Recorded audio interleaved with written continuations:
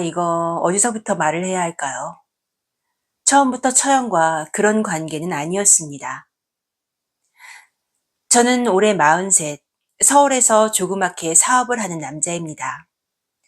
아내는 의사라 늘 바쁘고 애들은 그동안 도우미 아주머니가 와서 챙겨주곤 했습니다. 그런데 몇 달 전 그 아주머니가 그만두셨어요. 아직 애들이 어리다 보니까 누군가 꼭 필요했습니다. 그때 마침 소식을 들은 처형이 그러더군요. 내가 해줄게요. 어차피 애들도 다 키워놨고 남편도 지방에 있어서 주말 부부인데 내가 봐줄게. 그때 얼마나 고마웠는지 모릅니다. 저희 입장에선 믿을 수 있는 가족이 집을 챙겨주겠다고 나서주니까 남보다 100배 낫잖아요. 그래서 어느 정도 월급식으로 드리기로 했고 그때부터 처형이 우리 집에 오기 시작했습니다. 처형은 워낙에 여성스러운 스타일인데다가 살림을 참 잘하는 여자였습니다. 애 둘을 다 키워낸 주부였으니 솜씨야 두말 할 것도 없었죠. 특히 처형이 오고 나서부터는 집안이 달라졌습니다. 밥상이 달라지고 집은 항상 반듯하게 정리가 돼 있고 애들도 든든하게 챙겨주시니까 한결 안정된 모습이었어요.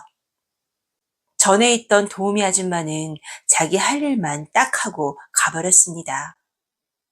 그런데 처형은 달랐습니다. 가족이라 그런지 집안 구석구석을 다 챙겨줬으니까요. 애들이 아프다고 하면 약까지 챙겨주고 제가 늦게 들어오면 밥 데워주며 고생했어요 한마디를 건네주곤 했습니다. 집에 들어올 때마다 전에는 느껴지지 않던 온기가 있었습니다. 아내는 늘 지쳐 있었지만 처형 덕분에 집안은 오히려 살아난 느낌이었습니다. 그때까지만 해도 저는 처형에 대해 고마운 마음뿐이었습니다. 정말 그뿐이었어요. 저는 직장인이 아니라 조그맣게 사업을 하다 보니까 출근 시간이 딱 정해져 있진 않습니다. 그날도 오후에 미팅이 있어서 점심을 먹고 나가려고 하고 있었죠.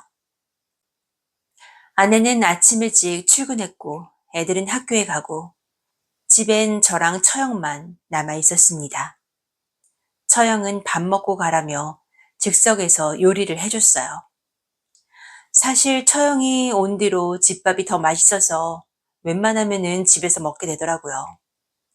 생선까지 구워서 내오더니 식탁에 같이 앉아 식사를 했습니다. 그러다 처형이 젓가락으로 생선살을 발라서 제 밥 위에 올려주는 거예요. 아내는 이런 거 절대 안 해주는데 처형은 세세하게 챙겨주니까 괜히 마음이 흔들렸습니다.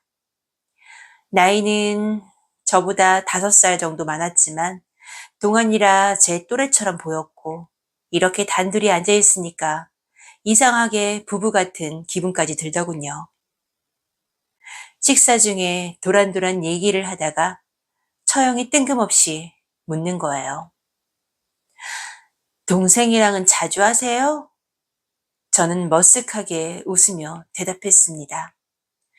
피곤하단 말만 하지 사실 잘 안 해요. 그러자 처형이 바로 받아치더군요. 우린 반대네요. 난 거미줄 쳤어요. 그 말을 듣는 순간 밥 먹다 사례가 걸려서 헛기침을 했습니다. 처형은 옆으로 와서 등을 두드려주고 물까지 건네줬죠. 참 그 말만 안 했어도 싶었는데 입 밖으로 농담이 나와버렸습니다. 제가 오래된 거 치우는 거 전문인데 한번 청소해 드릴까요? 농담처럼 말했는데 처형은 진지한 표정으로 저를 보더니 말하더군요. 아니, 동생이 알면 어떡해요. 저는 순간 얼어붙었습니다.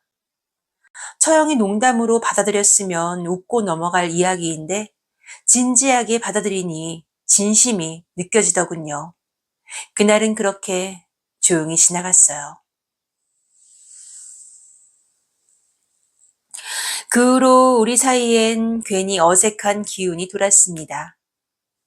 겉으론 아무렇지 않은 척했지만 단둘이 있으면 긴장이 됐습니다. 그날도 저는 오후에 미팅이 있어서 늦게 나가려 했습니다. 급히 넥타이를 매다 보니까 매듭이 영 마음에 안 들었어요. 그때 처형이 말없이 다가와 제 앞에 서더니 아무렇지 않게 제 넥타이를 다시 매주는 겁니다. 얼굴이 가까워지니까 눈이 마주쳤고 저는 저도 모르게 그 손을 잡아버렸습니다. 처형은 놀란 듯 말했습니다. 이러면 안 되는 거 아니에요? 저는 얼른 손을 놓으려 했지만 처형은 되레 제 손을 다시 꼭 잡았습니다. 그리고는 눈을 피하지 않은 채 속삭였어요. 저기 청소 지금 해주면 안 돼요? 그 말에 저는 아무 대답도 못한 채 얼어붙었습니다. 결국 그날 미팅이고 나발이고 다 미뤘습니다. 그날 우리 둘만의 청소가 시작됐습니다. 처음엔 서두르다 보니까 제대로 되지 않았습니다. 오랫동안 묵은 터라 결국 다시 손을 대야 했죠. 2번이나 치우고 나서야 겨우 끝냈습니다. 숨을 돌리고 앉아있는데 처형은 눈을 반짝이며 말했습니다. 생각보다 잘하시네요. 그 말에 가슴이 철렁했습니다. 평소 얌전하고 단아한 줄만 알았던 여자가 이렇게까지 달라질 줄은 몰랐습니다. 사람은 겉모습만 보고 판단하면 안 됩니다. 처형은 제가 알던 모습과는 완전히 달랐습니다. 그날 이후 우리 사이는 멈추지 않았습니다. 처형은 집안일을 본다며 자연스럽게 우리 집에 드나들었고 저는 언젠가부터 그 시간이 기다려지기 시작했습니다. 밥상 앞에 같이 있는 게 당연해졌고 넥타이를 고쳐주던 손길이 점점 더 깊어졌습니다. 그러다 보면 또다시 우리들만의 청소가 이어졌습니다. 어느 날 다 끝난 뒤에 조용히 누워있는데 처형이 제 귀에 대고 말하더군요. 여보, 오늘은 정말 고마워요. 그 말에 등골이 싸늘하면서도 안에서 뭔가 확 끌어올랐습니다. 처형 입에서 여보라는 말을 듣게 될 줄이야. 그 소리가 머릿속에서 계속 맴돌았습니다. 그렇게 우린 그 뒤로도 틈만 나면 서로를 불렀습니다. 겉으론 아무렇지 않게 지냈지만 사실은 그 시간을 기다리며 살았습니다.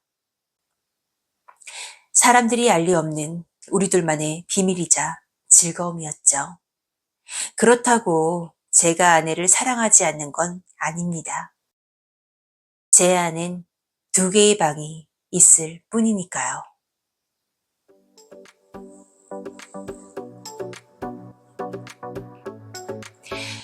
묵묵히 응원해주시는 착한 오빠, 멋진 오빠, 끝내주는 오빠, 그리고 우리 오빠들. 오늘의 사연은 어떠셨나요? 구독과 좋아요, 알림 설정은 사랑입니다. 감사합니다.